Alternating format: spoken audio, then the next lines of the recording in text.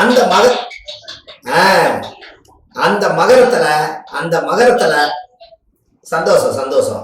அந்த மகர ராசியில இருந்து உங்க வாழ்க்கையில நீங்க உழைச்சு ஓடா தேஞ்சு கஷ்டப்பட்டு பாடுபட்டு எல்லா சாப்பாடும் சாப்பிட்டு மிச்சமாயி கடைசியில ஒரு பானையில போட்டு வச்சா நாளைக்கு அது உதவுன்னு சொல்லி இந்த வருஷம் நம்ம சம்பாதிச்சது போக இவ்வளவு லாபம் இருக்குதுன்னு சொன்னதுனாலதான் 11ஆம் இடம் லாபம் சொல்லி கும்பத்துல கொண்டு போய் பானையில போட்டு வச்சாங்க அந்த காலத்துல. எப்படி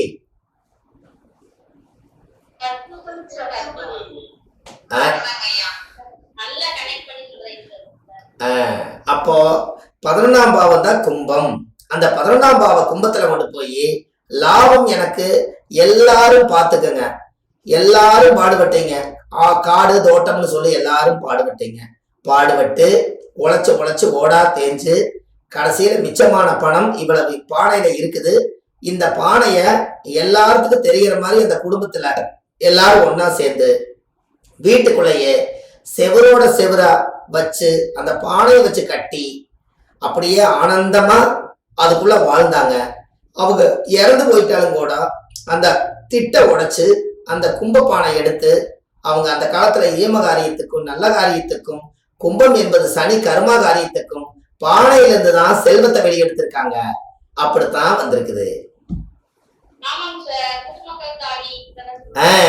இதுல ஒரு அதிர்ஷ்டமான விஷயம் என்னன்னு கேட்டா எல்லாரும் அதை கண்டுக்காம விட்டு காடாறு மாசம் வீடாறு மாசம் பொழப்புக்கு எங்கேயாவது போயிருந்தாங்கன்னா அந்த மழை பெஞ்சு இத்து அந்த செவரெல்லாம் நினைஞ்சு அந்த சேர்த்தி வச்ச பணம் எல்லாம் ஒரு நாள் யாரோ ஒருத்தருக்கு அந்த பானை உருண்டு போய் எங்கேயோ ஒரு பக்கம் வெளியே கிடைக்கும். இத போய் ஒருத்தர் எடுத்துருவாரு, ஐயோ எனக்கு ஒரு லாபம் கிடைச்சு போச்சு, அதிர்ஷ்டம் கிடைச்சிருச்சுன்னு சொல்லி புதையல்னு சொல்லி கொண்டு வந்தாங்க. எப்படி அப்போ 11ஆம் இடம் தான் லாபஸ்தானம். 12ஆம் பாவம் என்பது என்னன்னா நாம இன்னைக்கு மீன் சாப்பிடுறோம், எண்ணெயில பொரிச்சு மீன் நல்லா இருக்குது, மீன் குழம்பு வச்சு சாப்பிடுறீங்க. மீன் நம்மளை சாப்பிடுறது பாத்தீங்கன்னா காசியில தான் கிடைக்கும். போய் நம்ம இறந்து போயிட்டோம்னா இறந்த பாடி எடுத்து பாதி எரிஞ்சு எரியாம கொண்டு போய் கடல்ல கல்ல கட்டி இறக்கிடுவாங்க. அது மீன் தான் திங்குது. அதனாலதான் மீன ராசி மோட்ச ராசின்னு வச்சாங்க. எப்படி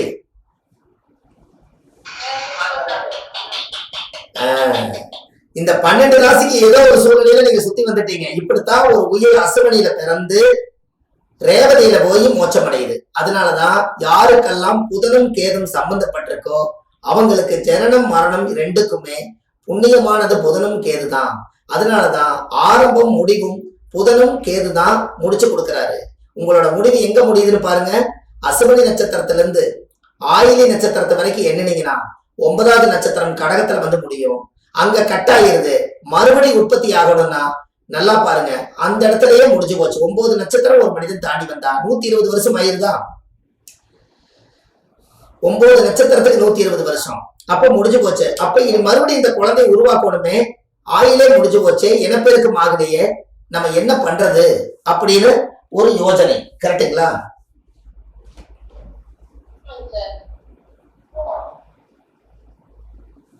அப்போ ஒரு யோசனை. அப்ப என்னன்னா அந்த இடத்துல முக்கியமா நீங்க தெரிஞ்சுக்கக்கூடிய விஷயம் என்னன்னா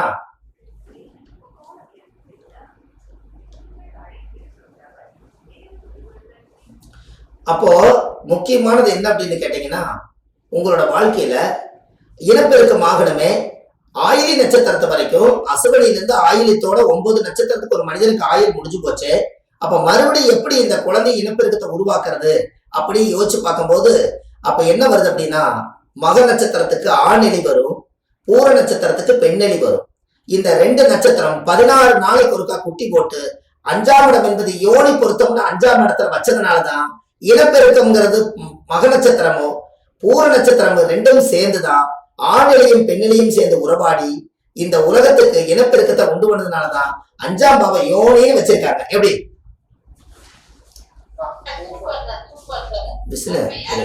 சார்ஜ் கொஞ்சம் கம்மியா இருப்பா இதுல பேட்டரியில.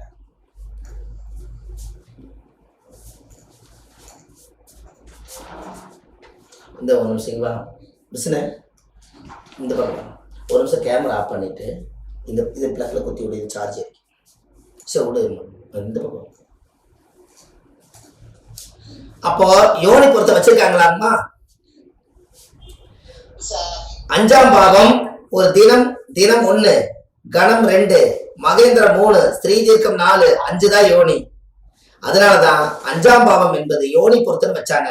அந்த யோனிக்கு அதிகமா இனப்பு இருக்கிற யாருன்னு கேட்டா மக நட்சத்திரமும் பூர நட்சத்திரத்துக்கு தான் ஆணிலையும் பெண்ணிலையும் கொடுத்துருக்காங்க. அப்ப இனிமேல் உங்க வாழ்க்கையில மக நட்சத்திரக்காரையும் பூர நட்சத்திரக்காரையும் தாலி எடுத்து கொடுத்தாங்கன்னா 16 குழந்தை பெற்றுருவாங்க. ரைட்டா?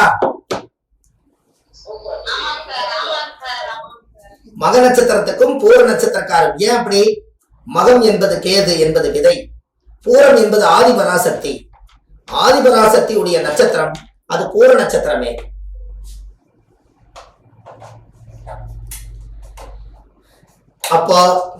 அப்போ மக நட்சத்திரத்துக்கு பூர நட்சத்திரத்துக்கும் இந்த பவர் கனெக்டிவிட்டி வந்தது காரணமே ஆணிலையும் பெண்ணிலையும் சேர்ந்ததுனாலதான். அதனாலதான் இந்த வாழ்க்கையில மேசம் முதல் மீன வரை 27 நட்சத்திரத்தை ஆண்டவன் அப்படி வைக்கும் போது இப்படி கணக்கு போட்டு வச்சிருக்காங்க.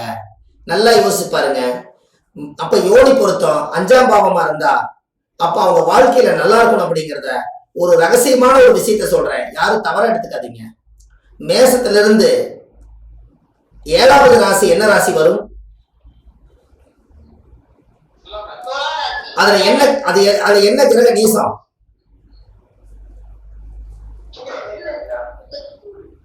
என்ன கிரக நீசமா?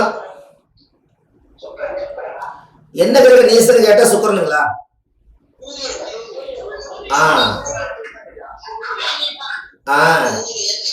Okay, stop.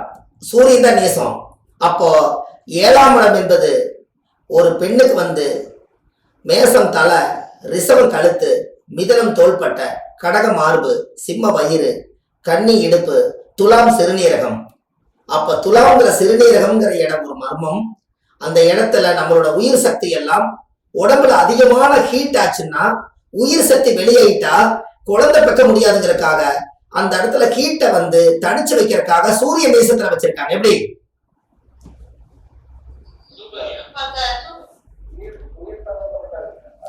உயிர் சக்தி நம்ம உடம்புல ஹீட் வெளியேட்டா நம்மளோட உயிர் சக்தி வெளியில போயிடும். அந்த உயிர் சக்தி வெளியே போகாம 180 டிகிரி டெம்பரேச்சர் கரெக்டா இருக்கணுங்கிறதுக்காகத்தான் நார்மலான ஹீட் நம்ம உடம்புல இருக்கணுங்கிறதுக்காக எந்த இடத்துல உடம்பு அதிகமா இருந்தாலும் தாங்கிக்கலாம்.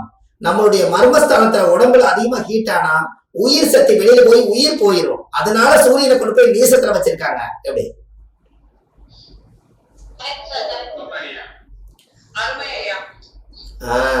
அப்போ ஒருத்தருடைய வாழ்க்கையில இந்த மாதிரி ஒரு 12 ராசிக்குள்ள ஒவ்வொரு நட்சத்திரங்களும் ரகசியமா இருக்கு. பாருங்க, சித்திர நட்சத்திரம் 2ஆம் பாதத்துக்குள்ள யாரு பிறந்தாலும் கன்னி ராசியில போய் முடிவாயிரும்.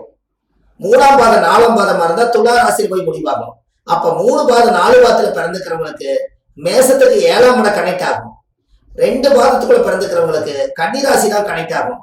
அப்போ அப்படி சுத்திர நட்சத்திரத்துல ஒரு பெண்ணோ ஆணோ பெண்ணே பிறந்துட்டாலும் கூட அவங்கள கல்யாணம் பண்ணி கொடுத்து 7ஆம் பாவத்தை கனெக்ட் பண்ணி கல்யாணம் பண்ணி வச்சுட்டு கோவப்பட்டு பெட்டி தூக்கிட்டு வந்துருச்சுன்னா 2ஆம் பாவத்துக்குள்ள பிறந்த நட்சத்திரம் போய் பிழைக்காது. 3-4 பாவத்துக்குள்ள இருந்தா 7ஆம் பாவத்துக்கு கனெக்ட் ஆயிக்கும். பஞ்சாயத்துல கூட சேர்த்து வச்சிருவாங்க. இந்த 1ஆம் பாவம் 2ஆம் பாவம் சித்திரத்தில் பிறந்தா கன்னி என்பது 6ஆம் பாவம் சண்டையே நின்று அந்த பொண்ணு வாழவே வாழாது. எப்படி?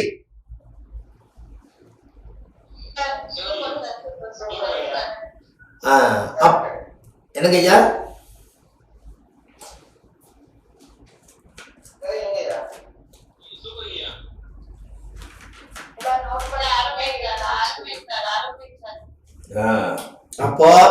அப்ப ஒரு நட்சத்திரக்கார நீங்க திருமண பொருத்தம் பார்க்கும்போது சித்திர நட்சத்திரக்காரர்கிட்ட விவரமா சொல்லித்தான் பொருத்தம் போட்டு கொடுக்கணும். எப்படி?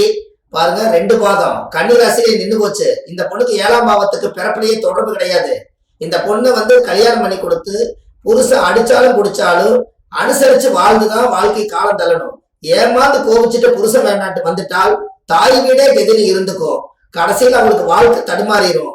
அதனால இப்ப நாங்க சொல்ல வேண்டியது இதுதான். இதுக்கு மேல உங்க தலையெழுத்து நீங்க புரிஞ்சு அறிஞ்சுதான் நடந்துக்கணும்னு சொல்லித்தான் நீங்க பொருத்து போட்டு கொடுத்துட்டா எந்த பிரச்சனையும் இல்லை. எப்படி?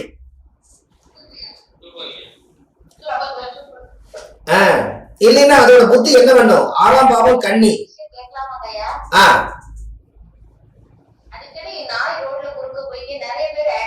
வருதுங்கய்யா. அதுக்கு ஏதாவது ஒரு பரிகாரம் சொல்லுங்கய்யா.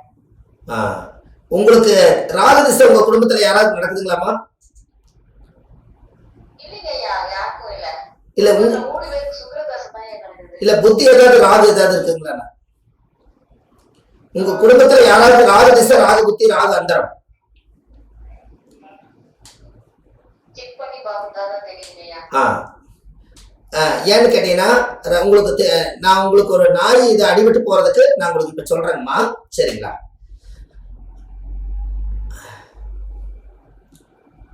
அம்மா உங்களுக்கு சொல்றேன், சரிங்களாம்மா? கொஞ்சம் வெயிட் பண்ணுங்க, சரிங்களா? இந்த இல்லாட்டி அந்த பரிகாரத்தை முடிச்சல இருங்க. நீங்க சொன்னது ரொம்ப சந்தோஷம். அதாவது கருப்பராயன் கோயில்ல வேட்டைக்கு எது போகும்? நாய் தான் போகும். குதிரை பக்கத்துல ஒரு போலீஸ் நிறுத்திருப்பாங்க, வேட்டைக்கு நாய் வச்சிருப்பாங்கல்லம்மா. அந்த நாய், அந்த வேட்டைக்கு போன அந்த நாய் கால பைரவர் அந்த கருப்பராயன் பக்கத்துல இருக்குமல்லங்க, அவங்களுக்கு தேங்காவில் உடைச்சு வச்சு ஒரு மாலை போட்டு ஒரு வஸ்திரம் வாங்கி போட்டு சாமி கும்பிட்டு வந்தால் அன்னையில இருந்து நாயில இருந்து அடிபடுறது தப்பிச்சிருவாங்க எல்லாரும்.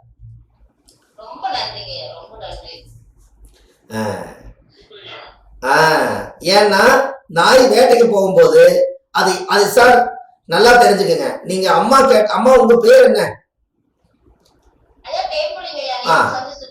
ரொம்ப சந்தோஷம்மா, ரொம்ப சந்தோஷம். இங்க பாருங்க, அவங்க கேட்டதுல ஒரு விஷயம் சொல்றேன் சார். மூல நட்சத்திரத்துல பிறந்தா ஒரு பெண்ணு பிறந்தா மூல நட்சத்திரக்காராட்ட யாருமே பிள்ளை வளர்த்த முடியாது, அவங்களாட்ட பிழைக்க முடியாது. எத்தனை சூழ்நிலை வந்தாலும் அவங்க நின்று குடும்பத்தை சாதிப்பாங்க. இந்த ரகசியம் உங்களுக்கு வேணுமா?